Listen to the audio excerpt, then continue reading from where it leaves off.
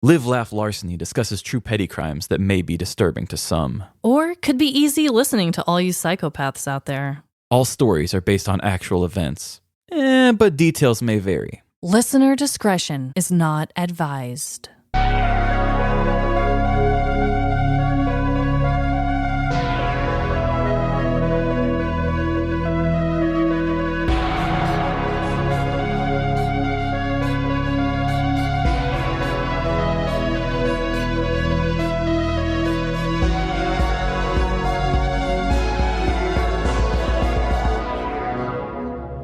Live, Laugh. Larceny. Welcome to Live, Laugh, Larceny, a participation trophy for criminals. This is Trevin. And I'm Amanda. Gotta love those participation trophies. Oh, I haven't had many in my life, but sometimes I could use one. That wasn't even good enough for the participation Because trophy. you don't participate ever? Hardly. Oh, man. So before we begin our show, I just wanted to say hello to all of our new listeners. We've gotten kind of quite a few new ones recently. Oh, yeah. Thank you to Zandy from Beach to Sandy, Water to Wet, the podcast. We actually had him as a guest reader, back when our name was still Seriously Sinister. Yeah. Episode 65 or 67, I can't remember. Yeah. But he gave us the most delightful shout out on his show the other day. And yeah, we've really been seeing a bunch of people saying, hey, I heard you from Sandy. And, the numbers kind of went up after that. And it's just been really fun and exciting and just welcome. By now, you guys probably already have a feel for what our show is, but I just kind of wanted to say hi. Yeah. Hi, welcome. Enjoy the dramatics. If you listen to Beach to Sandy, you already know what that's like. Exactly. So, Trevin, what is your dreadful dilemma this week? My dilemma today actually happened to me in the middle of the night last night. Oh my God, so recent. So I was having a dream. You ever had one of those dreams where you kind of act it out in real life too? Oh yeah, definitely. I used to sleepwalk. So I was having a dream last night that I was doing push-ups. And I actually woke up to my chest was just flexing. I was like, ugh. And then I woke up and realized I'm not doing push-ups. And then I had also spit on my pillow too. Oh my God. So then I thought to myself, one, that was already bad because I, spit on my pillow. But I thought, isn't that just the most bro-y thing a person can do? I was dreaming of doing push-ups. Wow. Honestly, you sound like such a gym rat, bro. I know. I do like to take care of myself. I do like to work out. I don't think I have a lot of the same mentalities as those people, but yeah. It's like, maybe I need to face facts. Oh my God. So were you actually up on your arms at all? No. Or just flexing your titties? I was actually on my side, pushing God. to the side. It was the side that Emily was not on, so it's not like I was jamming into her or anything. She'd probably be like, get off of me if you were. Yeah, she does that kind of thing all the time. But yeah, I've never done anything like that before. Huh. Well, to make you feel better, I had a dream once that I was in a house that was flipping and flipping and flipping, and I was doing somersaults off of the couch I was sleeping on, climbing back onto the couch and doing more somersaults. My brother witnessed it all. That is really weird. It was very weird, and he told me about it the next day. He didn't even wake me up because I was like, oh, I had this really weird dream, and it really felt like I was, spinning or whatever. And he's like, oh, yeah, I forgot to tell you. And I'm like, why didn't you wake me up? He's like, I don't know. I just thought it was really weird, and I just went back to sleep. I would have called an exorcist or something. I probably needed one. My God. Probably still do. Well, you're working out in your sleep. That's a pro. Yeah, I should check my Whoop to see if I burned any extra calories during sleep. Oh my God. I'm curious now. I also have a dreadful dilemma. Uh-oh. So my sweet baby Winnie, she is now 7 months old. Mm-hmm. And she has hit a major milestone and has said her first word. But the dreadful part of this is now both of my daughters, both of them, and I know this is a common thing, both of their first words are dada. God. And I'm just like, okay, I get it. just from a very intellectual standpoint, I know it's an easy word to say. They always say that. Maybe it's just to make moms feel better. I don't know. But God dang it, I birthed you. I fed you from the teat. I love you. I'm with you every second of my life. And it's Dada again as the first word. Maybe you should just change your name to Dada.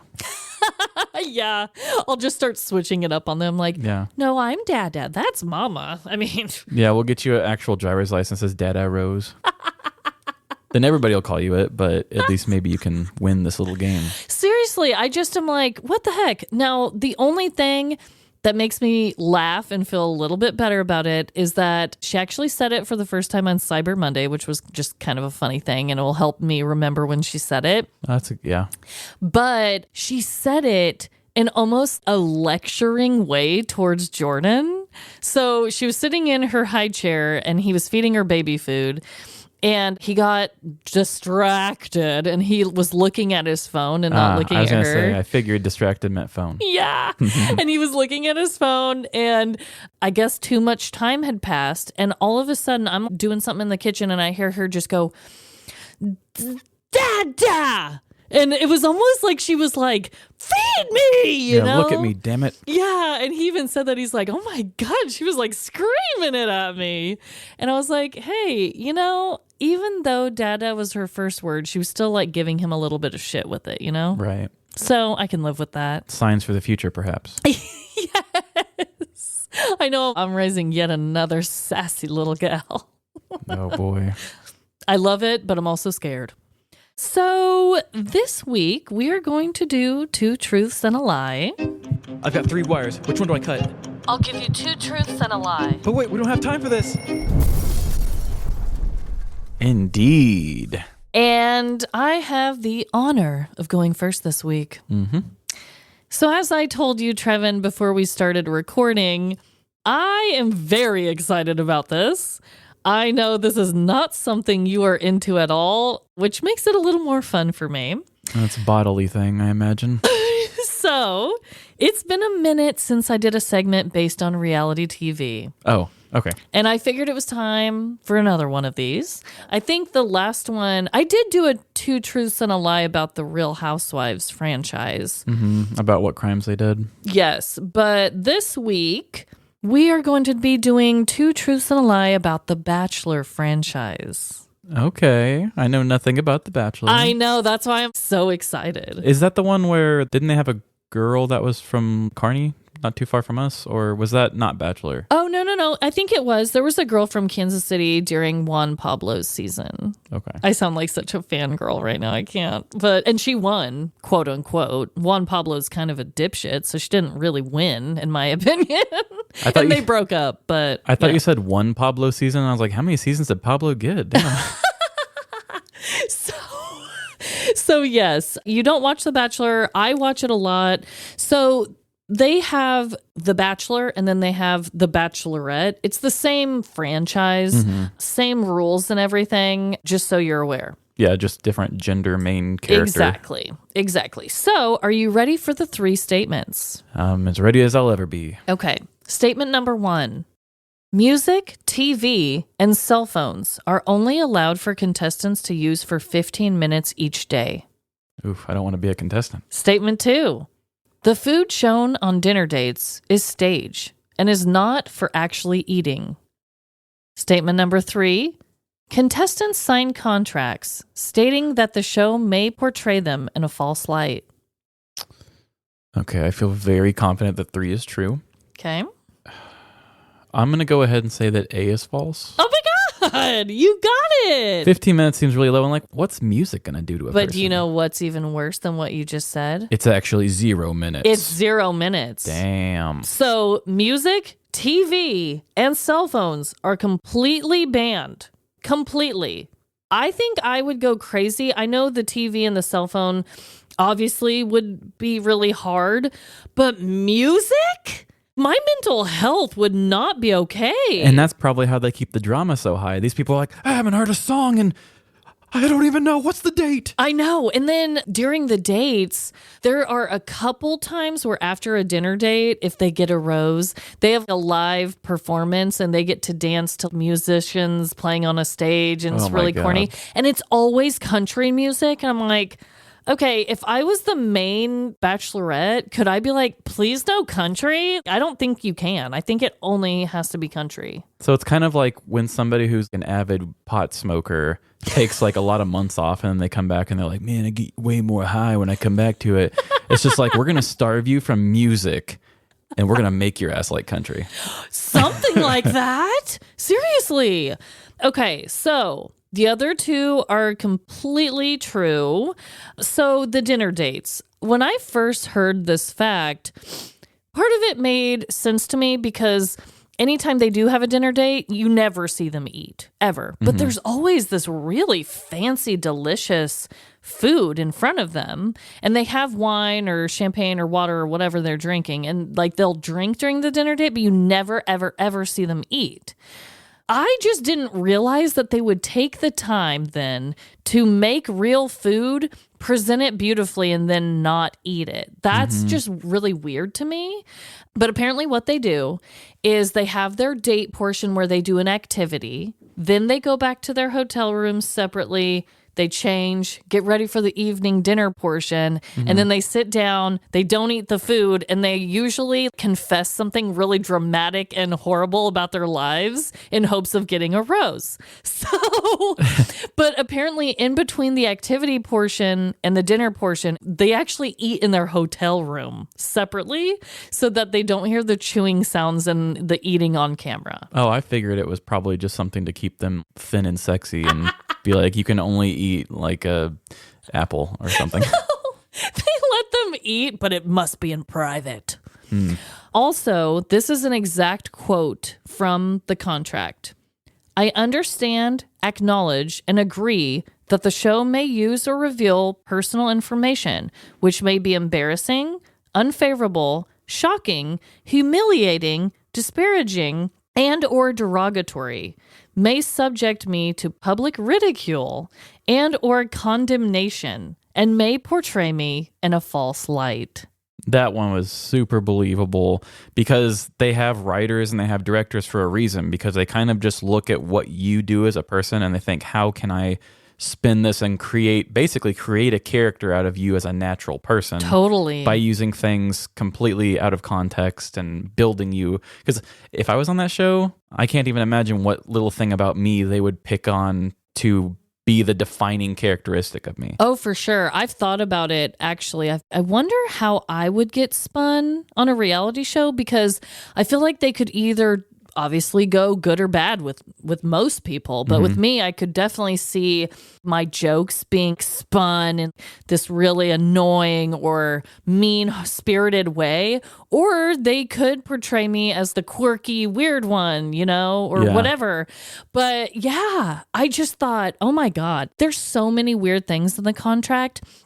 But that exact wording of like, we will destroy your character, basically, that's really heavy to just be like, okay, signing on the dotted line. Yeah, Nikki Glazer, when we saw her live that one time, I think that was the show you were with me, where she had said, when she was on Dancing with the Stars, she said, they just hammer it in your head that this is the most important thing you could ever do. No matter all the things you've ever done in your life, they make that seem like the most important thing. So then when you do eventually lose, it just feels like your whole life has been shattered, because they make the only thing that you're about that. Yep. But the whole thing about how they show you is such a crazy thing, because like you said, how they would spin you. Imagine you just saying one of your weird butt jokes or something. Yeah. And it's showing just a random cut of maybe another girl in the room that was looking for her dinner or something, just kind of looking off, and they played a little bit of a cricket sound. And be like, okay, Amanda's not funny. Or exactly, they could have kept it uncut and left it just to see, oh, it seems like everybody's having a good time around Amanda. Exactly. However they want to spin it. Exactly.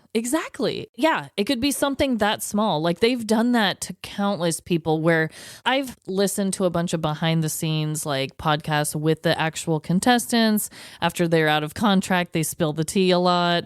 But the editing will make it look like they were talking shit on this one specific person, or that a facial expression went to this when And they're like, I didn't even react to that. I was totally talking about my cat or something, you know?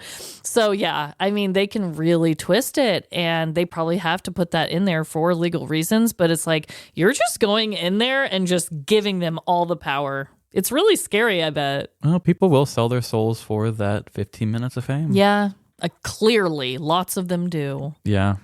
But anyway, wow, you got it. I didn't know if you would or not. 3 was just way too spot on. But yeah, the food thing, I honestly just thought, because reality TV reminds me a lot of, like, we talked about the Buffalo Bills cheerleaders. Yeah. And how it's like, can't say P if you're a girl, and can't call a guy, or can't say, hey, man, to a girl. Yeah. I just felt that the food thing was like, it makes the people seem less attractive when they're eating. Yeah. That's just what I figured. Yeah. I didn't think about the eating sounds. They say it's the eating sounds, but who knows? I'm sure that doesn't hurt to keep the no eating thing. Right. Well, that was lovely. And, you know, I don't love reality TV. Yeah. But I do love the evils of reality TV. Yeah. And I find that way more interesting than when you tell me, oh, who did a crime? It's like the crime of ruining people's feelings. Totally. Way more interesting to me. Oh, yeah. There's so many facets of reality TV. The show itself, the people in real life, the behind the scenes fuckery that the production does. Like, there are so many levels to it. Yeah, they're pretty damn evil. Mm-hmm. Well, I have a 2 truths and a lie. Okay. And it's about one of my favorite subjects. Cookies. Ooh, yum. I love cookies. Yeah, me too. That is a truth, no lie. So here are 2 truths and a lie about cookies. Okay. Number 1, gingerbread cookies were once believed to aid in fertility. Oreos were originally an off-brand product. Or 3, the founder of Famous Amos Cookies was a talent agent who signed Marvin Gaye and Diana Ross. Damn. Didn't know cookies were so interesting, did you? I did not. I really don't know, but I'm going to go with B being the lie. So you're going to say Oreos were not originally an off-brand cookie. Yes. You are incorrect. Damn it! So the lie is actually that gingerbread cookies were once believed to aid in fertility. So I was doing some research on cookies because I love them. Okay.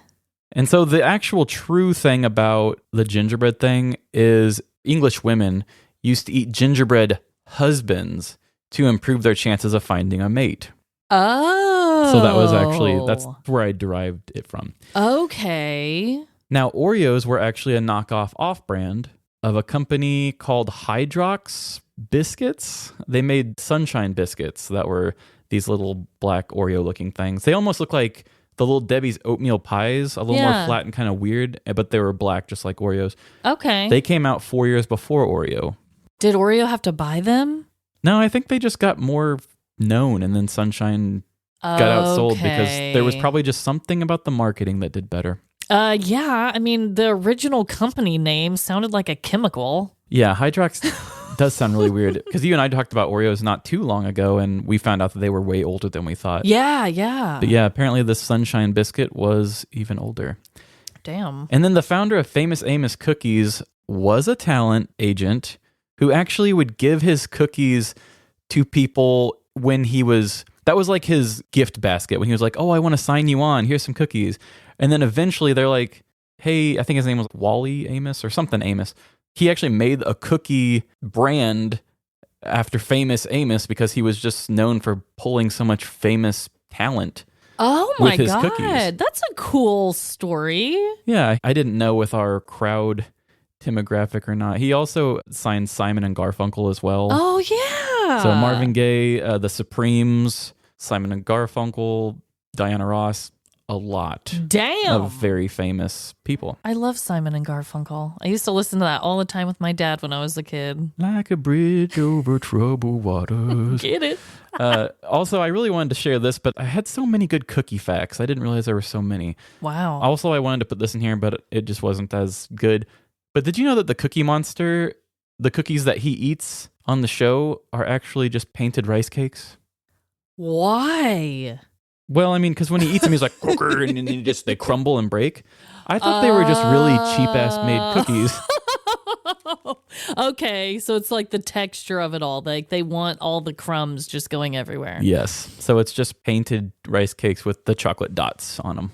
Damn, that is wild. I thought you were going to be like, they're actually raisin cookies or something. No, I used to respect Cookie Monster. Oh my God, I'm so glad you brought that up because it's kind of a little callback to my Cookie Monster being punched in the face story. Oh, that's true. That was one of my favorites, to be honest. That was a good one. Damn, what a walk down memory cookie lane. Yeah, we've had some good fight stories over the years. Damn. Well, I thought about A being the lie, which would have, both of us did A as the lie this time. Did you notice that? Yeah. But I was like, people do a lot of weird things to try and up their fertility. And so I was like, maybe, I could see that. They're always like, oh, eat this and sit like this and drink that and think about this and, oh, you'll just be so fertile. So I was like, I could see that being a thing. Yeah, that's one thing I was thinking. Like finding a mate is interesting, but I was like, what would be more common would be something with fertility. Oh, so yeah. I thought that would get you off the sink. Yeah, no, totally. Well, that was a good one. You got me. Thank you. I literally thought about it probably 10 minutes before you showed up. Oh, whoa. You know what? Sometimes the on-the-spot ones are just so good. That is true. So we're on to story time. We are, and it's your week to grace us with a beauty of a tale. Oh, and this one is really, really something. This news story this week was suggested to me by maybe the most in-depth listener of our show that we have ever had. And that is Trevin, ladies and gents. Yes, I found this one, and I didn't look too deep into it, but I said, I think this is more for Amanda than me. Yeah, so you basically saw the headlines and you heard a little bit about it, right? Correct. So as soon as Trevin was like, it'll just come off better from you, I was immediately like, yes, please give this to me. Oh my God. And also, this is going to be the first story we've ever told with an actual 911 call in there. Yes. So that's exciting. And let's just get started. Here we go. There are many names that can be used in place of the word cat. Some examples are feline, kitty, gato, fur baby, and pussy, just to name a few. Whatever name you choose, it doesn't change the way you feel about them. Whether they are hairy or hairless, large or small, all cats deserve to be safe and loved. But this isn't a traditional fireman rescues a kitty from a tree type of tale. In fact, it is far from that. This is a story filled with deceit, seduction, and a petty crime that will surely leave you perplexed. Cindy was a compassionate and hardworking young lady living in Ohio during 2020. She worked as a dispatcher for the Port Clinton Police Department and thrived there. Cindy loved helping people in need, remained calm in tense situations, and just genuinely enjoyed talking on the phone. So, what are you doing? Still just bleeding out on this sidewalk. Cindy also loved cats. They were the perfect pet for her due to her busy work schedule. She could work all night and receive sweet kitty cuddles all day. Cindy originally started out with a couple of cats, but it quickly turned into many more. Soon, Cindy found herself with 12 cats. It may have seemed like an excessive number to some, but not for Cindy. Each day she would greet her cat pack saying, "Hello, Freckles, Fatty, Fortune, Frenzy, Fortnite, Freddy, Fabio, Fearless, Facelift, Francis, Frisbee, and Steve." Then she would feed, brush, and cuddle all 12 of her kitties. Her life at home was pure bliss, but her work life was another story. Cindy had answered countless 911 calls throughout the years with panicked people on the other end of the line. She heard fistfights, robberies, and family feuds all happening live somewhere in her local area. I told him if he draws another penis on my car, I'd kick his ass. At times, it was overwhelming to be the calming presence amongst chaos. But when she felt that way, Cindy would picture herself at home, surrounded by her fluffy dozen. There you go. Usually, Cindy could take her own personal feelings out of her work and just focus on the task at hand. But on May 2nd of 2020, all of that changed. It had been a normal night of emergency situations for Cindy as she relaxed back in her office chair in between calls. It was a moment of peace until the following 911 call came in. Hello? Hi, Port Clinton Police. Yes, I need the fire department, please, because my pussy's on fire. I need to make sure that hose is working. Hello? Is that hose working? What is on fire? I need the fire department because my pussy's on fire, and I need somebody to come put it out with their hose. Okay, I need the address. Cindy was in a state of shock. Could it really be true that this woman's innocent pussycat was engulfed in flames?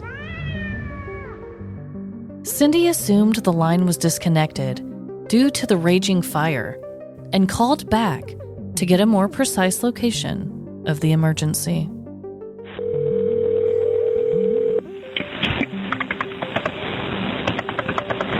I'm at Courtney Lawley's house, and I need them to come put my pussy out because it is on fire. Where's Courtney Lawley live? Cindy tried to remain calm as she gathered the location of the call. She instructed emergency responders to rush to the scene of the emergency. This is not a drill. Then waited anxiously. The call was all she could think about. Poor pussy, she said out loud to herself. The suspense was all-consuming as Cindy remained on standby for an update. As it turns out, the caller was 50-year-old Katrina Morgan, and to everyone's surprise, her pussy wasn't on fire. In fact, she wasn't even talking about a pussycat at all, but making a crude and sexual prank phone call. When police arrived at the scene, they found Katrina highly intoxicated at her friend's home, surrounded by empty alcohol bottles. They quickly realized that she had reported a fake emergency and told her that she was under arrest. Katrina became agitated, started yelling, and resisted their orders. That is, until an officer grabbed his taser as a warning. Katrina was initially charged with disrupting public service, a felony, and several misdemeanors. After she agreed on a plea deal, she was sentenced to 10 days in jail and had a fine of $250. However, she was told that her sentencing would be suspended as long as she could stay out of trouble for a full year. Additionally, $150 of her fine were eventually removed. I think we can all agree that drunk dialing 911 isn't the best idea, especially when your prank call about your fire crotch can possibly get confused with an adorable kitty cat. So watch your alcohol intake, stay off the phone, and don't be a petty pussy. My God. Why did you do this to me, Trevin? Oh, boy. I hate the word pussy so much. I hate it. I hate it. So glad it came from you, though. Oh, I loved where you went with that. The misdirection of the story of the cats, but also just your intro prologue being just about the different words for cat. Me knowing where that was going, that was very funny. Okay, good. I know. I was like, you know this story, so I didn't want to tell it from Katrina's perspective. I knew that right off the bat. And then I was like, okay, I kind of want to throw this off the trail a little bit. And I was like, okay, I'm just going to create the dispatcher, which I listened to her voice on the 911 call. I don't know if I did a good job doing her voice. It kind of just sounded like my own when I was doing her voice. But originally I thought it'd be funnier if I said her lines in like a, kind of voice, but that's not her voice at all. That whole character is completely made up. No idea what the lady's name is. I don't think she said it anywhere that I could find. But I just kind of wanted to throw in the cats and make it seem like she actually thought it was an actual emergency. But obviously the 911 calls kind of speak for themselves. Oh, yeah. It's so fun that you even told me, no, let's do the 911 call. Because there was another story that I wanted to do in the past. It was the news anchor story. Right. And I chickened out on it. Well, we didn't know. We didn't know legally, can we play this? Or like, do we have to take steps for this? But recently you said you heard it on another show. Yeah. When it comes to 911 calls, I'm not as well versed as I should be. Yeah. But with the news thing, the news owns the recording of their own show. With the 911 calls, I think it's a little more iffy, but there's plenty of true crime podcasts out there that play 911 calls. Right. So this felt way more fair game. Yeah. And also, I just feel like no matter what I did with my own voice to be Katrina, no one can be Katrina quite like she can. No, nobody can. And I'm just glad that we finally got to do one where you could hear the perpetrator's actual voice. My God. Yeah, it's fun. Mike, I always try to think of different angles that we can do to parody true crime podcasts and stuff. That is one that I recently started doing some editing work on the side for other shows. And one of them had a bunch of 911 calls. And I was like, that's something we've never done. Yeah. That would be fun. So I'm glad my God. stars aligned. Thank you for setting up that beautiful pitch right down the middle for me. I loved being able to take a swing at it and try and throw you off a little bit and add some spice just because I knew you knew what the crime was this time. So I had a lot of fun. I had to really get in the zone before I read that out loud. And never make me say the word pussy again. You've got it. The ending line, though, my God, I loved it. So with the actual crime, now I didn't look too deeply into this. Her motive really was just drunk prank phone calling, or was she... Because if I was going to do the story, honestly, I probably would have done the angle of her just being really turned on and looking for a booty call and calling the cops. Right. Yeah, I know. I thought about doing that, but I was like, I want to surprise Trevin a little more. But yes, every single article that I read, and I read lots of them, when they got to the scene, she was extremely intoxicated, alcohol all over the place. She was at a friend's house. The friends claimed that they had no idea that she was calling and was going to be doing this. But on the 911 call, you can kind of hear her friend kind of laughing or shrieking in the background, kind of. Oh, okay. So I'm like, I don't know if I believe that. Do you really think she would go in a separate room away from her friend to make that call? I think she'd be a showboat about it, and she would do it in front of her friend, right? I know, I would be. Like, what's the point of doing it? It's like if a tree falls in the woods and no one's there to hear it, if you're there to say your pussy's on fire to the police and no one's there to hear it, how do you show off? Exactly. Exactly. So I'm like, I'm not buying that. But that's what they told them. Apparently, the reason also she got so agitated, she's like, what did I do? I did nothing wrong, when they got there. And apparently her motivation was just to call and be a little drunk shit and make a sexual joke out of it. But yeah, it's not good to use emergency services for your own personal gain in any way. Yeah, I forget. We've had a couple stories where they did. I know the one where the dude pretended to get hit by the car. Yep. He got in trouble for using emergency services. And I think we had another one, but I can't think of it off the top of my head. I can't either, but I know we have because there's so many Oh, you did one where, and I don't know if this is necessarily that he got in trouble for calling them, but he called to report that he had bad drugs, and then they convinced him to come in. Oh, yeah. Yeah, he don't- didn't get emergency services to come to him. Yeah, he came to them. So I don't think he got charged with that. But people call 911 for the weirdest shit sometimes. Yeah, it would be hard to be a dispatcher because any job, like even a job where you do customer service or something, sometimes you get those really angry customers, and sometimes, most of the time, you get a lot of customers that just kind of waste your time. Yeah. And so I'm sure there's I wouldn't say the ugly side, but there's the more real side of being a dispatcher where you're just like, oh my God, Toby is drunk again and he got his sheep out, or, something Right. random.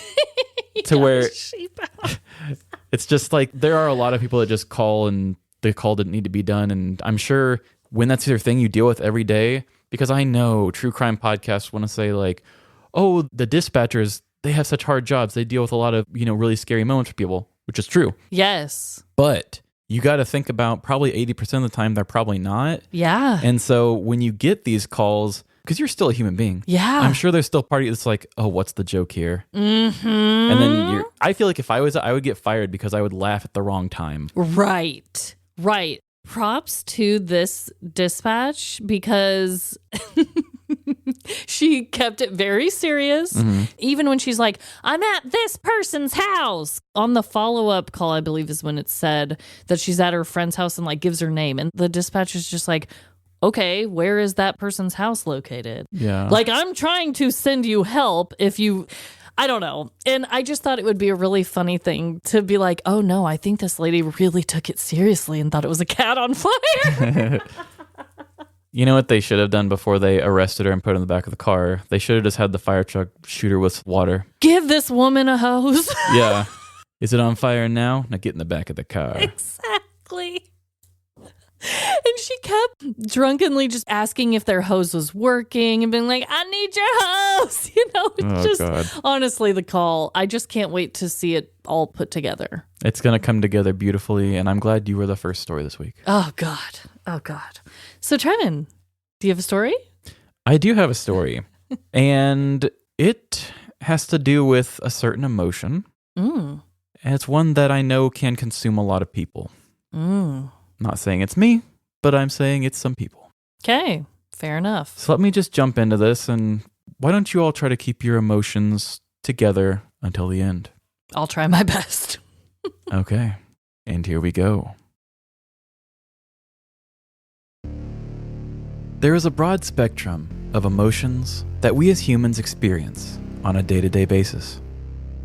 From that moment of dread when you first turn off your morning alarm, to that sense of accomplishment you feel when you finally clock out of work for the day. Suck it, work. See you in 13 hours.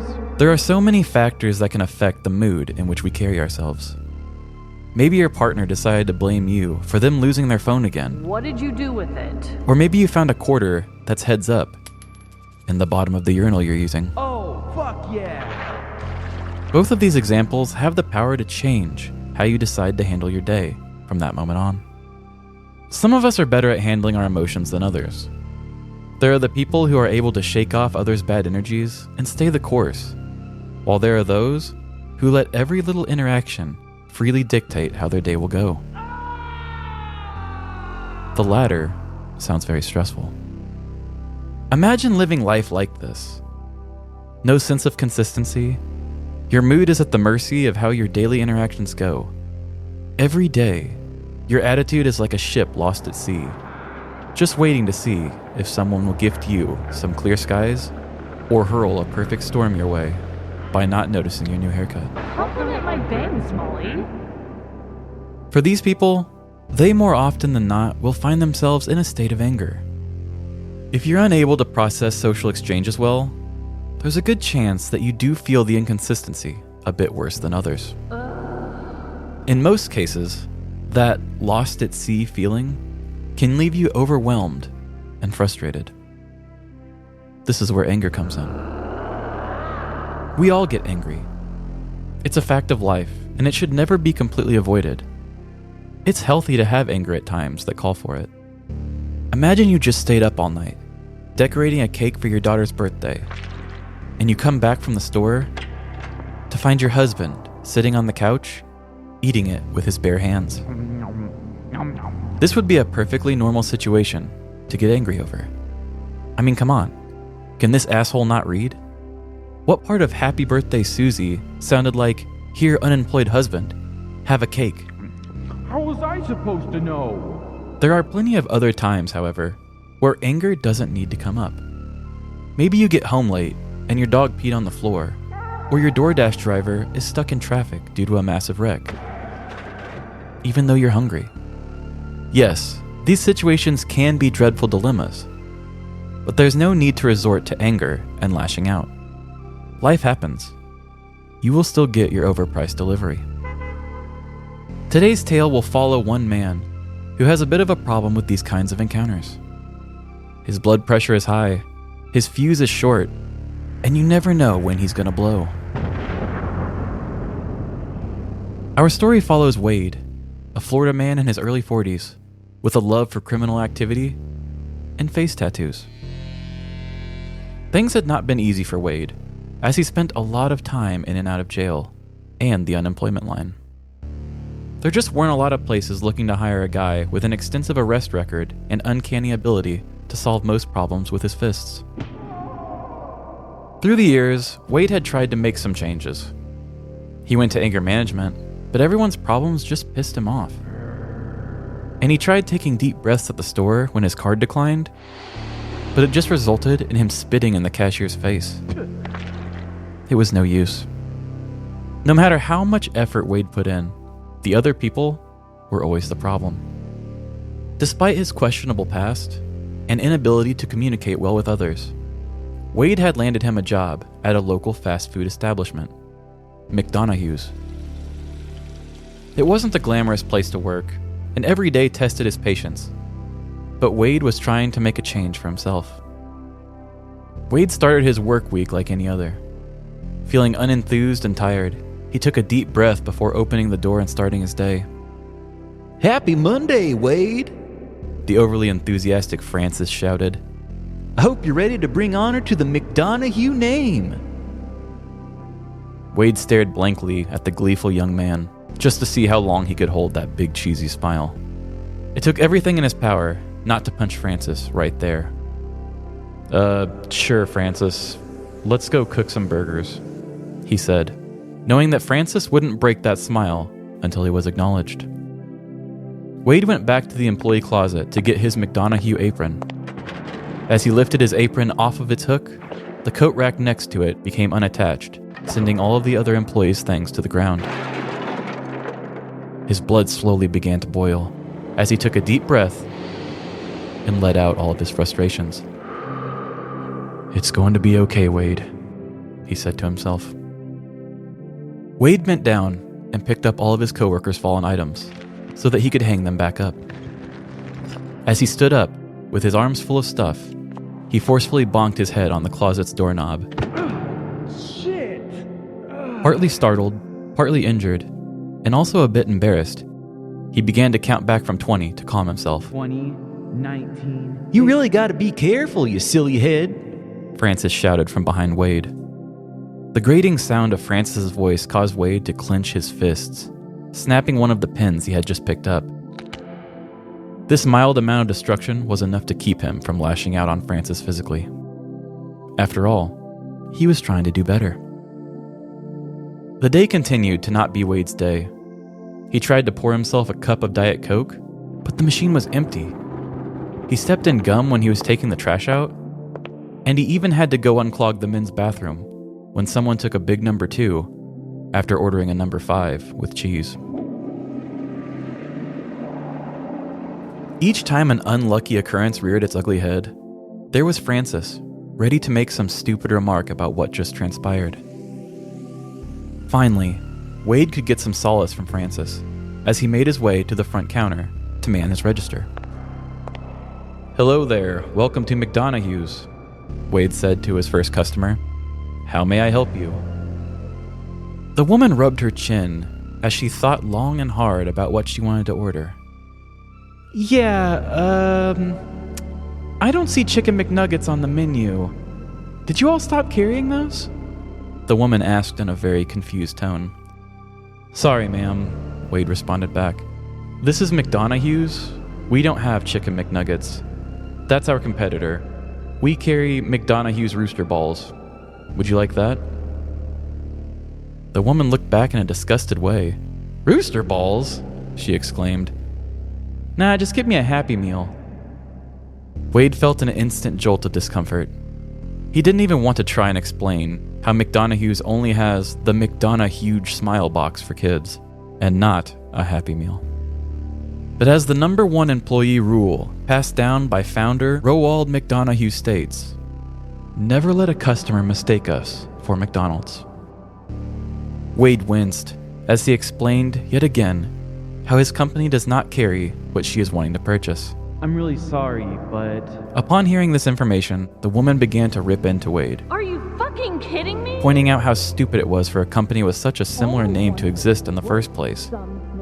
She even grabbed Wade by his apron and pointed out the big yellow M on his shirt. How do you explain this? It all ended with Wade being publicly humiliated as the angry customer left to go to McDonald's.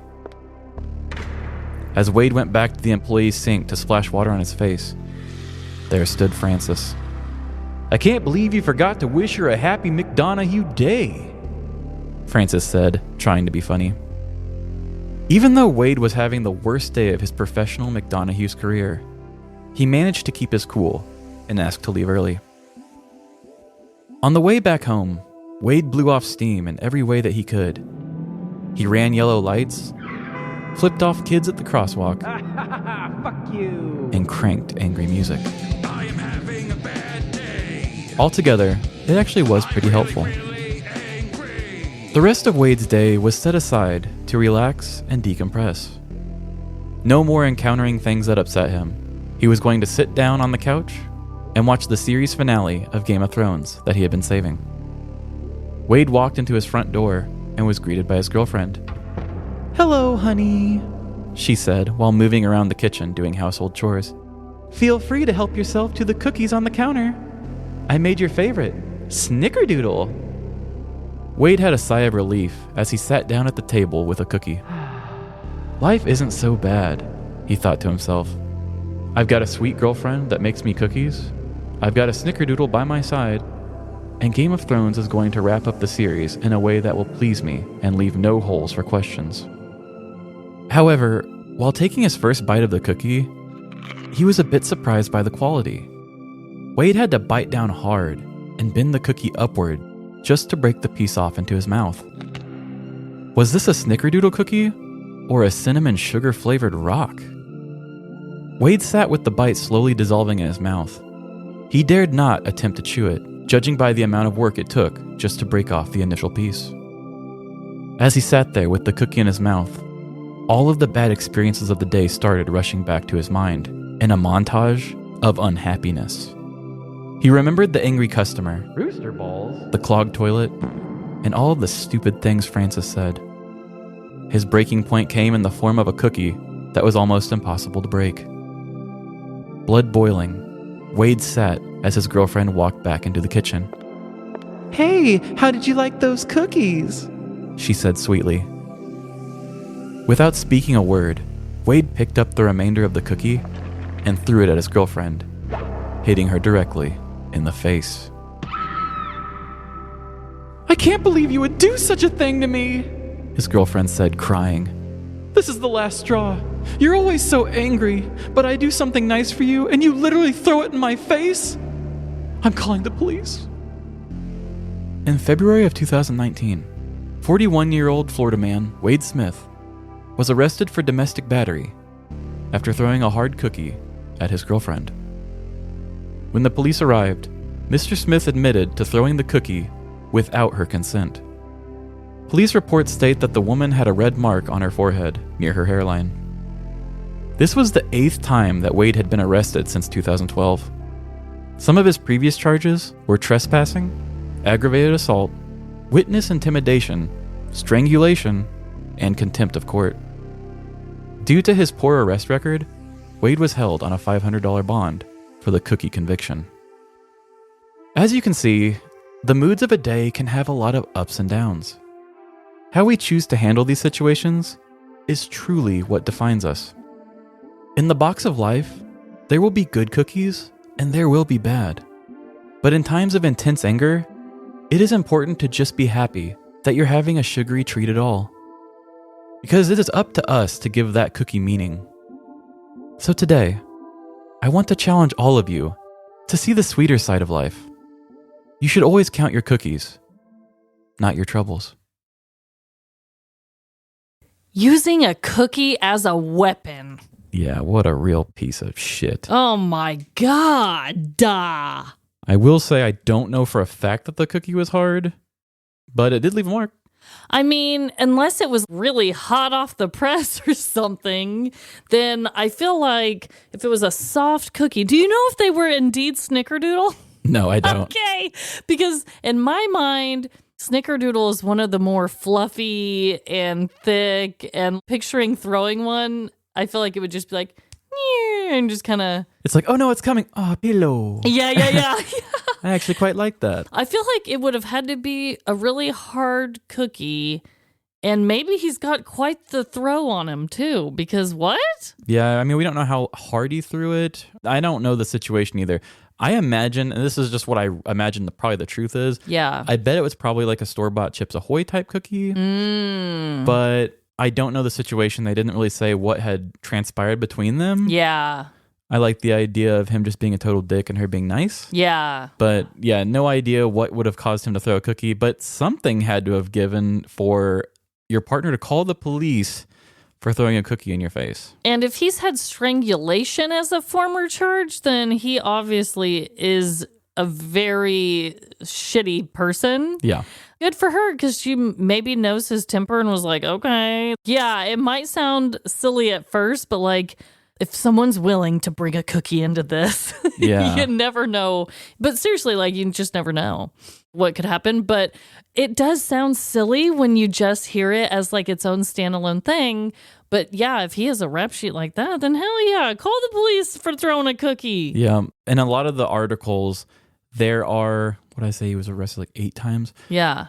They actually have like a montage photo on most of the articles that just show every single mugshot. Yeah. And you just can kind of see this guy's downfall. Like he was normal, then he kept gaining face tattoos as it went along, and he started like shaving his hair shorter, and he started looking more angry.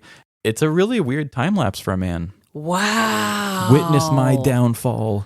Oh my God, we're going to have to post that montage then. Yeah, it's weird. Wow. Just put like cookies in his eyes. Yeah. I never thought that we would do any story that was like domestic battery as the charge, just because that sounds, and it is horrible. But the fact that it was a cookie, obviously it makes it fit our show's premise. But yeah, like it's not okay to throw anything, but please just leave the cookies alone. Just eat them. Yeah. I guess if they're hard, that's pretty sad, but that's what the cup of milk is for. Exactly. If you're not having milk, then you're a monster. So you made up the whole restaurant being like McDonald's. Yeah. So it was kind of basically I just wanted to show how funny of a situation it is when you have a company that's really similar to another company. Yeah. And so I did McDonoghue's. Halfway through writing this, I realized Coming to America did McDowell's. Okay. And it was a whole thing. And I was like, oh, I don't want to make it seem like I'm ripping off Coming to America. So I did McDonoghue, and I read it to Emily, and Emily was like, that's a bad choice of name. That's hard to say. And I was like, no, that's easy. But then I got to the Roald McDonoghue, which Roald was the guy that book author from our childhood, Roald Dahl. Uh-huh. So I was like, oh, that's a normal name. I can do that. No. That was a struggle. Trying to say Roald is very hard, especially, and seeing it written. Yeah. No, you challenged yourself. I think we do that a lot of times unintentionally, where we make up fake names and they're just way harder than we expected. Because I know for me, most times I try to at least read it out loud to myself, but there's a lot of times I don't. I'm just seeing it in writing. And so, yeah, it makes it harder. Way harder. But, oh my God. Well, I did find a really weird little connection. Okay. One of the cat's names was Francis, Oh. And the boss's name was Francis. Oh, no, this is a shitty coworker was Francis. Oh, yeah, a shitty coworker. Yeah, that's right. He wasn't a boss. Let's get real. No. I'm giving Francis way too much credit. That's a good connection. That's Yeah. a random one, but we had it. It's random. And also, we both talked about having feelings of being overwhelmed. I was hoping that your guy would have resisted arrest or something, because that would have been a really good one too. But yeah, they both had little Francis names in there, which I thought was really random. That is odd. Yeah, I think after his huge rap sheet, I guess he probably is very comfortable in a jail anyway. It's just like, yeah, I guess I threw the cookie without consent. Just take me in. Yeah, what a weird statement too. Yeah, that's actually the quote. He said he admitted to throwing the cookie without her consent. So is this a kink I haven't heard of? People like getting cookies thrown at them, maybe? Like, what the hell? I mean, somebody can throw cookies at me if they want. I'll eat them off the floor. This is getting way too kinky, Trevin. I'm sorry. I'm getting a little hot and bothered. My pussy's on fire. My pussy's on fire. Made you say it again. Ah, damn it. Never again. Never again. Oh, my God, please. Well, wow. Okay, that episode was really something. I think we had a really good time making this one. I think so. feel like we do every time, but my God. I mean, the more immature the story, just the more fun can be had. I agree. It's why most of our shows have butts in the title. Yep. So I just want to say, everybody, as I do every episode, I hope that you're having an amazing and great week. And don't forget, next week is our Christmas episode. Oh my God, yes it is. Oh, I'm actually really excited. I love doing our holiday episodes. Yes, so I hope that everyone is just getting in the holiday spirit, because next week the jingle bells will be ringing. Yeah, and it's going to be a good one. So just remember, no matter the crime, big or small, in the end, we're all doomed. Doomed and eating chocolate out of that advent calendar. Bye. See ya. Shout out to all you bros out there doing push-ups and listening to our show. And if you have a sexual organ that's feeling a little hot, why don't you find us on social media and tell us about it? Instagram, Facebook, TikTok, Twitter. Live, Laugh, Larceny. And if you have been manipulated by The Bachelor's producers, send us your petty crime story. livelaughlarceny@gmail.com. And if you feel like telling your child how terrible of a job they did at saying their first word, take that negative energy and give us a 5-star review instead. You can find us at Spotify, Apple Podcasts, or Good Pods.